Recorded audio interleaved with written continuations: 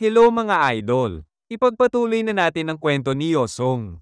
Sa pagpapatuloy, isang matanda natutulog sa gitna ng maraming tao, hindi makapaniwala si Yosong na may natutulog na matanda na ang edad ay lagpas na sa 100 at ito ay nakahiga sa isang abalang rutang tinatahak ng iba't ibang tao kasama na ang magkukuha ng exam. Napansin niya na sobrang abala ang mga gwardiya sa pag-inspeksyon ng mga gamit na papasok sa lungsod, at ang ibang mandirigma na nakakakita nilalagpasan lang ito kahit na ang iba ay nag-aalala parent sa matanda.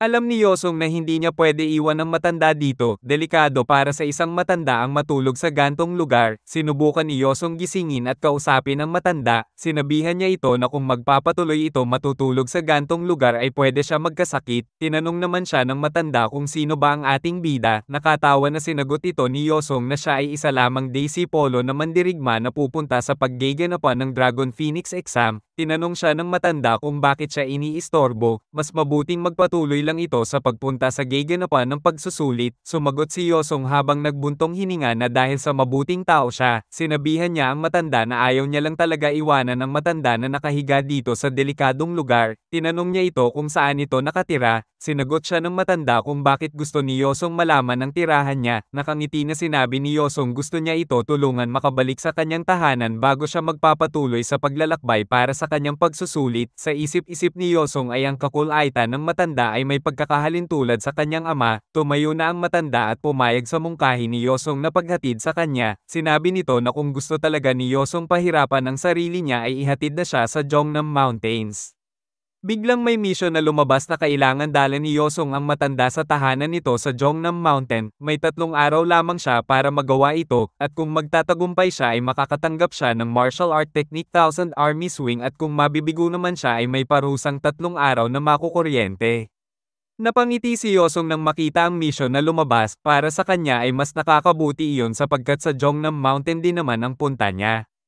Habang karga ni Yosong ang matanda ay tinanong siya nito kung bakit mas nakabuti kay Yosong ang paghatid sa kanya, na pinagtaka naman ni Yosong ang sinabi ng matanda. Pahabol pa ng matanda na siguro naman ay hindi plano ni Yosong na singilin siya ng kabayaran para sa paglalakbay na ito. Napangiti na lang si Yosong sa sinabi nito, sabay mapang-asar na tinanong niya ang matanda kung hindi ba nito alam kung ano ang itsura niya ngayon. Sa kasuotan pa lang niya ay siya na ang tipo ng tao na walang kakayahan na magbigay ng pambayad sa paglalakbay. Mayabang naman na sinagot siya ng matanda na kung alam ba ni Yosong ang mga pinagsasabi niya. Mukhang walang daw alam si Yosong sa fashion sapagkat ang kasuotan niya ay ang sikat na hippie style na trending sa lugar ng Chonggo ngayon. Dismayado na lang si Yosong sa naririnig niya sa matanda, sabay mapang-asar na sinabi na hindi naman daw mukhang hippie style ang suot ng matanda, mas bagay daw ito tawagin na homeless style. Sabay binatukan siya ng matanda at sinabi nito na tumahik ang ating bida sapagkat wala ito alam sa mga modernong uso ngayon. Dagdag pa ng matanda habang nakangiti na markahan ni Yosong ang mga sasabihin niya. Ginagarantiyahan ng matandang ito na ito ang susunod na malaking trending na kasuotan sa Junguan. Naiinis naman na sinabi ni Yosong na sige na naniniwala na siya kaya wag na lang gumalaw-galaw pa ang matanda. Tinanong niya din ang matanda kung paano niya pa nagagawa na batukan siya ng napakalakas sa edad niya. Tinanong naman siya ng matanda kung alam ba ni Yosong ang edad niya. Maraming nagsasabi na halos hindi pa nga daw lumalagpas sa 40 ang edad niya. Subalit napatawa lang si Yosong sa sinabi ng matanda habang ang matanda ay nagtataka kung may idea ba si Yosong sa tunay niyang edad. Subalit alam ni tanda na imposible iyon sapagkat pagkatapos ng kanyang golden cleansing ay ang katawan niya ay naging mas bata. Habang siya ay naglalakbay sa kalikasan, ang satin din ng matanda ay inaasar lamang siya ni Yosong. Hindi talaga alam ni Yosong ang tunay niyang edad sapagkat napaka-imposible nun, kaya ngayon ay gusto niya parusahan si Yosong sa pang-aasar sa kanya.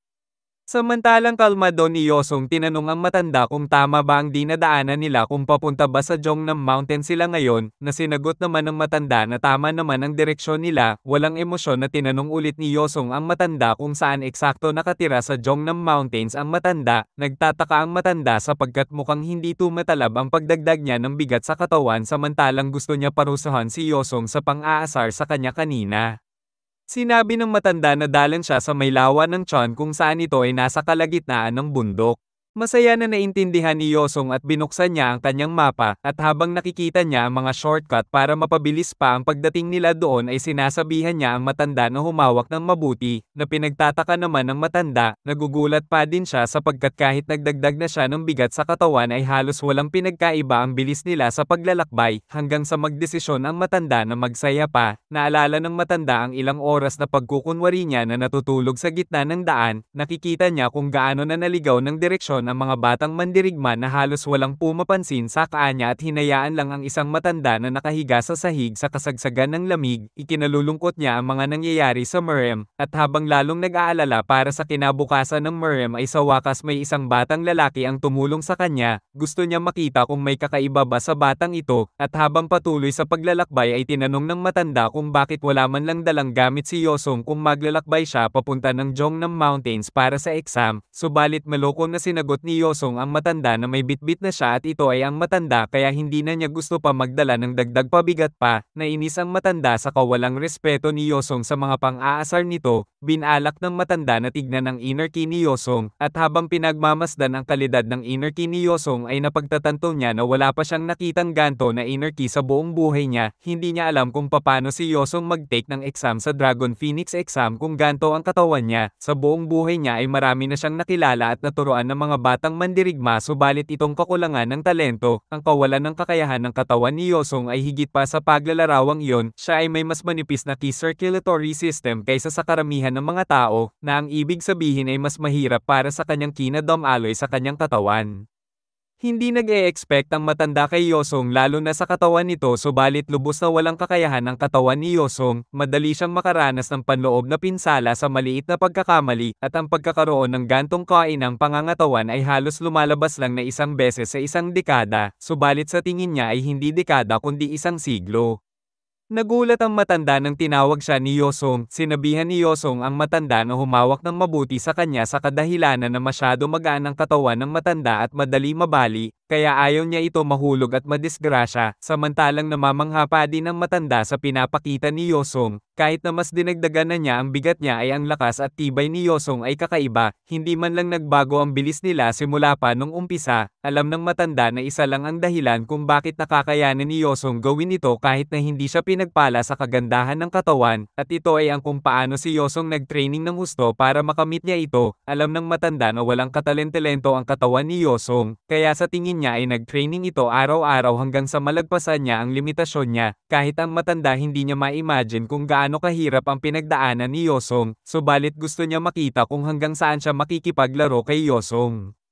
Habang tumatakbo ay dinagdagan ng 6 na kilo ang bigat ng matanda, sa tingin niya ay parang wala pa din epekto kay Yosong kaya dinagdagan niya pa ng 50 kilo ang bigat niya, subalit napapangiti lang si Yosong at wala na lang masabi, at patuloy pa din sa pagtakbo, na kinakainis naman ng matanda sapagkat wala man lang nagiging epekto ang ginagawa niyang pagpapahirap kaya mas dinagdagan niya pa ng 60 kilo ang bigat, hanggang 70, 80 hanggang sa sobrang nagalit na ang matanda at ginawa ng 100 kilo, subalit kahit na nahihirapan ay natutuwa pa din si Yosong, at sa isip niya ay gusto niya pa ng mas maraming bigat. Namamangha na lang ang matanda sa pinapakitang tibay ni Yosong. Patuloy pa din si Yosong sa pagtakbo kahit naramdam niya ang bigat, hanggang makalipas ang 2 oras ay patuloy pa din si Yosong sa pagtakbo, kaya wala na lang masabi ang matanda dahil pinaabot na niya sa 150 kilos. Habang makikita natin ang hirap sa mukha ni Yosong, puno na ng pawis ang mukha niya, hanggang sa naubusan na ng pasensya ang matanda kaya pinaabot na niya sa 540 kilos ang bigat niya na tuluyan ng hindi makahakbang si Yosong dahil sa bigat, hanggang sa tumigil na siya. Masaya ang matanda dahil sa pagtigil ni Yosong. Alam niya na pride na lang ang pinapairal ni Yosong kaya nagpapatuloy pa rin kahit na nahihirapan na. Nakangiti at nagpasalamat si Yosong sa matanda, habang kinagulat ng matanda kung bakit ito nagpapasalamat. Sa atin din ng matanda ay naapektuhan na ang utak ni Yosong dahil sa pagod. Mapang-asar naman sinabihan ni Yosong ang matanda kung bakit hindi niya pa dagdagan ng 100 kilo pa ang bigat. Na kinagulat ng matanda ang sinabi ni Yosong, na tuluyan ng kinagalit ng matanda at sinusumpa niya bilang isang heavenly oracle na papaluhudin niya si Yosong sa lupa. Inabot na ng hapon ang paglalakbay ni Yosong at ng matanda, kahit na nanginginig ang mga tuhod ay di pa rin sumuko si Yosong, patuloy pa din siya umaabante dahil alam niya na konti na lang, hanggang sa wakas ay napaabot na niya din sa 100 ang strength niya. Tuwang-tuwa si Yosong habang makikita natin na may mga dugo na lumalabas sa ilong niya, biglang namuti ang mga mata niya at tuluyan ng bumagsak si Yosong habang ang matanda ay nanatili pa rin sa likod niya. Habang nasa kalagitnaan ng gubat ay sinasabi ng matanda na malapit na sila dahil natatanaw na niya ang ilog. Habang pinagmamasdan niya si Yosong ay di siya makapaniwala na ang taong pinakamapurol at di man lang nabiyayaan ng ganda ng pangangatawan ay muntik nang makapasa sa pagsubok niya. Siya ay kamanghamanghang batang lalaki. Habang natutulog ay biglang nagsalita si Yosong at sinasabi niya na siya si Yosong ang kapitan ng Residual Troops 7th Division. Namamangha ang matanda sa pangalan ni Yosong. Pinag-iisipan niya kung kukunin niyang Daisy Polo si Yosong, subalit biglang namakyo si Yosong habang tulog na kinagulat ng matanda kaya medyo nagbabago ang isip niya na kunin na Daisy Polo si Yosong. Sa kalagitnaan ng gabi, ay unti-unting nagmulat ng mata si Yosong at ramdam niya ang lamig ng kapaligiran. Bumangon si Yosong sa tent na tinulugan niya, at sa pagbangon niya ay ramdam niya ang sakit ng katawan niya. Habang ang matanda ay nakatingin sa buwan, tinanong niya si Yosong na gising na pala siya. Nagpasalamat din siya dahil nagising na si Yosong. Matagal siya naghintay kahit na natatanaw na niya ang tahanan niya na malapit sa kinakaroonan nila. Tinanong naman siya ni Yosong na kung bakit kumikilos ito na parang hindi kasalanan ng matanda ang nangyari sa kanya. Nang subukan ni Yosong na umupo ay naramdaman niya ang sobrang sakit ng katawan niya. Inaasar naman siya ng matanda at sinasabihan siya na huwag masyado mag-overreact di bagay sa kanya. Subalit nagagalit na sinabi ni Yosong na sobrang sakit talaga ng katawan niya na halos pakiramdam niya ay pinipilipit ang katawan niya. Sabay naglangsad ang matanda ng malayuan na key point strikes na kinagulat ni Yosong. Tinanong ng matanda kung bakit siya nasorpresa, kung masyado ba siyang kahanga-hanga. Wala na lang masabi si Yosong at alam niya na kakaiba ang matanda na nasa harap niya. Sinabi ng matanda na mas nagulat pa nga siya sa mga bagay na kaya gawin ni Yosong, subalit habang tinitignan niya ang stats niya ay sinabi niya na mas naloko siya ng matanda sa mga acting nito. Sa ngayon ay ang strength ni Yosong ay naging manifestation level 1 na. Lahat ng ito ay dahil sa tulong ng matanda. Sa pagpapahirap ng matanda ay nagawa ni Yosong mapataas ang strength niya. Sinabi ng matanda na kung bakit nagpatuloy pa din si Yosong na parang tanga kahit na alam na niya na pinapahirapan siya. Sinagot naman siya ni Yosong na sa kadahilanan na tanga siya, subalit ang rason talaga ay gusto niya makita kung hanggang saan siya aabot, pero ang totoo ay para talaga sa pagtaas ng strength niya yon. Tinanong ng matanda kung gaano nakalayo ang pagsasanay na ginawa ni Yosong. Nasanagot naman ni Yosong na sapat na para magkaroon siya ng tiwala sa mga efforts niya. Sa tingin niya ay magandang sagot iyon para sa tanong ng matanda. Sinabi ng matanda na napaka-interesado ng sagot niya. Pahabol niya pa na kung kailan nalaman ni Yosong na isa siyang mandirigma ng Merem. Nalaman daw ni Yosong nung sinubukan ng matanda na padaluyin ang key point niya sa Choncho key point ni Yosong, na kinagulat ng matanda. Nakangiti si Yosong habang pinagmamasdan ang gulat sa mukha ng matanda. Alam niya na hindi ordinaryo ang matanda sapagkat wala ng matanda ang makakayanan na magpadaloy ng sarili niyang ki sa katawan ng ibang tao, at isa pa sa ngayon ay hindi na makita ni Yosong ang level ng matanda at napagtanto niya din na ang mga nakita niyang stats nung una ay lahat peke. Mukhang sinadya talaga ng matanda na itago ang tunay niyang stats, subalit alam niya na wala naman rason para itago ang edad niya kaya sigurado si Yosong na 120 years old na ang matanda. Napapahawak na lang sa balbas niya ang matanda. Sinabi niya na mukhang hindi naman totally walang kwenta ang katawan ni Yosong sapagkat naramdaman niya ang pagdaloy ng ki sa katawan niya. Habang pinagmamasdan ni Yosong ang matanda ay napapahanga na lang siya dito. Alam niya na isang caliber master ang matanda sapagkat nagagawa nito baguhin ang pangangatawan niya na parang isang normal na anyo lang. Subalit hindi niya pa narinig ang isang master na ang pangalan ay Bongnam Jium sa mundo ng Merem sa dati niyang buhay. Habang patuloy na binabanggit ni Yosong ang pangalan ni Bongnam Jium sa utak niya ay napansin siya ng matanda. Tumawa ito at sinabi na mukhang gutom na si Yosong. 2 araw ba naman siyang walang malay? Kinagulat ni Yosong nang malaman niya na 2 araw na pala siyang natutulog. Tinanong ulit ni Yosong ang matanda kung tama ba ang narinig niya na 2 araw na siya natutulog, na sinagot ng matanda na 2 araw at may kalahati na to be exact.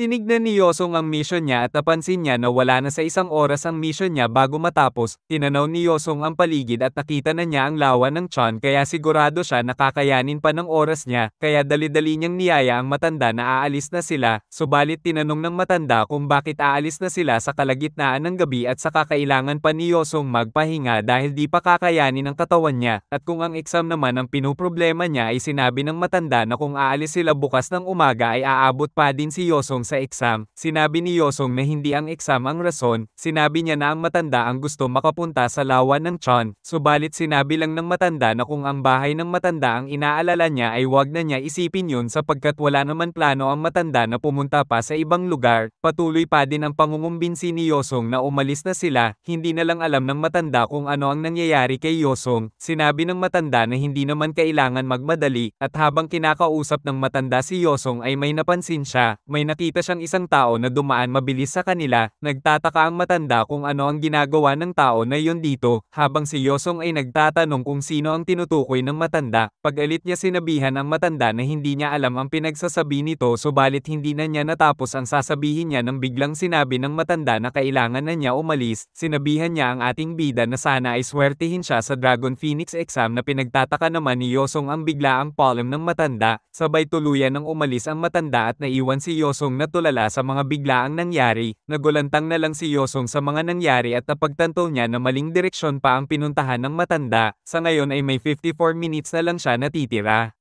Sa kalagitnaan ng gubat ay patuloy na hinahabol ni Yosong ang matanda, subalit sa sobrang bilis ng matanda ay ni anino nito ay hindi na niya makita pa. Napagtanto niya na balewala ang pagkakaroon ng malakas na stamina kung hindi niya naman kayang maabyutan ang matanda. Sa ngayon ay may 10 minuto na lang siya para tapusin ang mission niya. Naiinis na lang si Yosong habang tinitignan ang oras ng mission. Alam niya na wala na siyang magagawa pa. Ang mission na ito ay kailangan niya dalan ang matanda sa destinasyon nito. Tanggap na niya na mapaparusahan siya at matitikman niya ang parusa na pagkuryente sa katawan niya ng 3 araw. Ang kinakainis niya pa ay tatagal ito hanggang mag-umpisa ang Dragon Phoenix exam. Hindi siya sigurado sa anong parusa sa kanya, subalit kahit papano ay hindi ito yung dati niyang parusa na natanggap, yung zero initiative penalty kung saan ay nawalan siya ng malay ng ilang oras. Habang malalim ang iniisip at inaantay na lang matapos ang oras ng mission ay kinakausap siya ni Jujo. Sinabi ni Yosong na alam niya na nagugutom na si Jujo dahil 2 araw siyang walang malay, kaya bibigyan na niya ito ng pagkain galing sa storage. Binuksan ni Yosong ang storage niya at nagpakita ang lahat ng laman nito. Alam niya na may pagkain sa basket kaya hinahanap niya ito hanggang sa makita na niya ang laman ng basket ay puro rice ball. Kahit isa ay di pa niya nabawasan ito. Pasalamat siya sa storage niya dahil hindi ito napapanes. Tinignan niya ang alak at balak na niya painumin si Juju. Tinanong ng inventory si Yosong kung gusto niya ba ilabas ang food basket na sinabi ni Yosong na yes, kaya nalipat na sa kamay niya ang basket pati na din ang alak ni Juju. Subalit makikita natin na parang nagagalit si Juju at biglang lumabas si Gyeonghon. Sinabi ni Gyeonghon na alam niya na magkikita ulit sila pero di niya inaasahan na magkikita sila dito, sabay sabi na young prodigy of Mount Hwa. Hindi makapaniwala si Yosong at nagtataka siya kung bakit nandito si Gyeonghon. Gamit ang kanyang third eye ay nakita niya ang napakaraming mandirigma na nagtatago sa mga puno. Tinanong siya ni Gyeonghon kung na-detect na ba daw ni Yosong ang mga alagad niya. Nasorpresa si Gyeonghon sapagkat ang mga alagad niya ay mga master ng pagtatago, subalit na-detect niya pa din ito. Pahabol niya pa na talagang kakaiba ang isang Chorangyong. Naiinis na lang si Yosong sa paulit-ulit na pagbanggit ni Gyeonghon kay Chorang. Tinanong niya ito kung ano naman ang ginagawa ni Gyeonghon sa lugar na ito. Sinabi ni Gyeonghon na may isang tao silang hinahanap. Kung nakita ba daw ni Yosong ang isang matanda na nakaitim na kasuotan, napaisip si Yosong kung ang hinahanap ba ng grupo ni Gyeonghon ay ang taong hinahabol ni Master Bong Namjium. Nakaitim ito subalit hindi pa rin siya sigurado. Napansin ni Gyeonghon na parang nakita nga ni Yosong. Tinanong niya si Yosong kung saan direksyon ito pumunta, subalit nagdadalawang isip si Yosong kung sasabihin niya ba. Biglang tinuro ni Gyeonghon ang kaliwa niya at sinabi niya na mukhang doon pumunta ang hinahanap niya. Hindi na lang makapaniwala si Yosong sapagkat pag minsan ay napakatalas ng obserbasyon ni Gyeonghon, minsan naman parang walang alam. Sumang-ayon na lang si Yosong sa tinuro ni Gyeonghon, subalit napagtanto ni Yosong na baka may iba pang pinaplano si Gyeonghon. Hindi siya sigurado pero kainahinala daw ang pagtatanong lang nito ng direksyon Gyeonghon para kausapin pa siya. Sinabi naman ni Gyeonghon na huminahon lang si Yosong at hindi niya kailangan mag-ingat sa kanya dahil ang masasamang kapangyarihan ay maaari lamang ilabas sa gabi. Tinuro niya ang araw at sinabi niya na tignan mo lumabas na ang araw kaya kailangan na niya tumakas. Wala na lang masabi si Yosong sa mga pinagsasabi ni Gyeonghon. Batid pa niya na nagagawa pa nito mag-joke. Biglang kinausap ni Gyeonghon ang mga alagad niya gamit ang telepathy at napansin ni Yosong na mga nawala na ang mga ito. Sa isang iglap ay biglang nakalapit si Gyeonghon sa kanya at sinabi nito na nagugutom na daw siya. Makikita natin ang gulat sa mukha ni Yosong, sabay kuha ng konting kanin at tinikman ni Gyeonghon ito. Tinanong ni Gyeonghon kung uubusin lang ba na mag-isa ni Yosong ang napakadaming rice ball. Hindi na lang makagalaw si Yosong sa bilis na pinapakita ni Gyeonghon. Kumuha ng isang rice ball si Gyeonghon at sinabi niya na okay na daw sa kanya ang isang pirasong rice ball. Tinanong niya si Yosong kung payag ba siya na kukuha siya, na sinagot naman ni Yosong na walang problema sa kanya sapagkat kumuha na din siya ng isa para sa kanya habang makikita natin na kumakain na si Yosong ng rice ball. Patuloy pa din ang pinapakitang pagka-agresibo ni Jujo sa harap ni Gyeonghon. Habang nagsisigarilyo ay tinanong niya kung bakit galit sa kanya ang isang pusa, sabay lapit ito kay Jujo na kinagulat naman ni Jujo. Biglang may kulay puti na may pagkablo na lumalabas sa braso ni Gyeonghon na kinakasunog ng damit niya. Nagulat si Yosong sa nakita niya dahil biglang nagsisilabasan ng mga kulay blue na mga apoy sa katawan ni Gyeonghon na agaran naman kinuha ni Yosong si Jujo palayo kay Gyeonghon. Pag-galit na tinanong ni Yosong kung ano ang ginagawa ni Gyeonghon dahil delikado yon. Sinabi naman ni Gyeonghon na hindi niya sinasadya dahil biglaan na lang talaga na lumalabas ang mga apoy na yon. Napagtanto ni Yosong na parang isang blue flare ito. Sinabihan niya si Gyeonghon na kailangan na nila maghiwalay ng landas, subalit bigla niya napansin na patapos na ang oras ng mission niya at agaran niya kinuha si Jujo para makaalis na. Biglang lumabas ang notification na hindi siya nagtagumpay sa mission kaya nag-umpisa ng damaloy ang mga kuryente sa katawan ni Yosong. Naramdam niya ang sakit ng mga ito. Sa sobrang lakas ng kuryente ay napapasigaw na lang siya habang si Gyeonghon ay hindi makapaniwala sa nakikita niya. Napapaluhod na lang si Yosong habang patuloy ang parusa na natatanggap niya. Patuloy lang siya pinagmamasdan ni Gyeonghon. Napagtanto na ni Yosong na ito pala ang parusang electrified at hindi pa rin siya makapaniwala sa lakas ng parusa na ito. Napatingin si Yosong kay Gyeonghon nang sinabi nito na meron din palang kakaibang kondisyon si Yosong na tulad sa kanya. Pero napagtanto ni Gyeonghon na mukhang mas malala pa ang kondisyon na meron si Yosong kaysa sa meron siya. Hindi makapaniwala si Gyeonghon na kung paano ni Yosong nagagawang hawakan ito habang si Yosong ay patuloy na nasasaktan sa mga kuryente na lumalabas sa buong katawan niya. Inabot ni Gyeonghon ang kanyang sigarilyo at sinabi niya na ito lang ang magpapaayos ng sakit na nararamdaman niya. Tuluyan na nagpaalam si Gyeonghon at pahabol niya pa na isipin na lang ni Yosong na ang sigarilyo ay ang kabayaran niya sa rice ball na kinain niya hanggang sa tuluyan na ito naglaho. Habang nakaluhod hawak ang sigarilyo na bigay ni Gyeonghon ay patuloy ang parusa na natatanggap niya. Habang tumatagal ay lalo pa itong lumalakas. Habang si Jujo ay nag-aalala na kay Yosong, pilit na lumalapit si Jujo subalit tinataboy siya ni Yosong sa kadahilanang baka masaktan din si Jujo. Plano na ni Yosong ibalik si Jujo sa storage subalit biglang din ilaan ni Jujo ang kamay ni Yosong na kinagulat naman ni Yosong. Naramdaman niya na biglang gumagaan ang pakiramdam niya nang dinilaan siya ni Jujo. Napagtanto niya na may kakayahan si Jujo maabsorb ang kuryente sa katawan niya. Nagpasalamat si Yosong kay Jujo dahil ngayon ay nakakagalaw na siya. May oras pa siya para sa registration bukas ng umaga kaya kailangan na nila mag-umpisa maglakbay. Alam ni Yosong na hindi dapat siya malate sapagkat masasayang ang isang taon kapag hindi siya makasali sa Dragon Phoenix exam.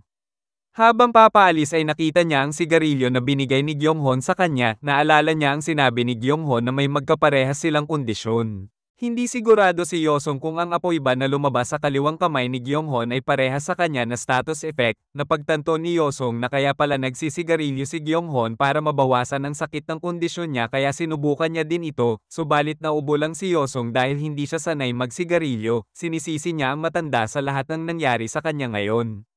Napagtanto ni Yosong na epektibo nga ang sigarilyo na binigay ni Gyeonghon sa kanya kaya hindi na din masama ang kapalit ng rice ball niya. Habang tumatakbo ay sinasabi niya sa sarili niya na hahanapin niya balang araw si Bong Nam-jium at sa susunod na magkita sila ay tuturuan niya ng leksyon ang matanda.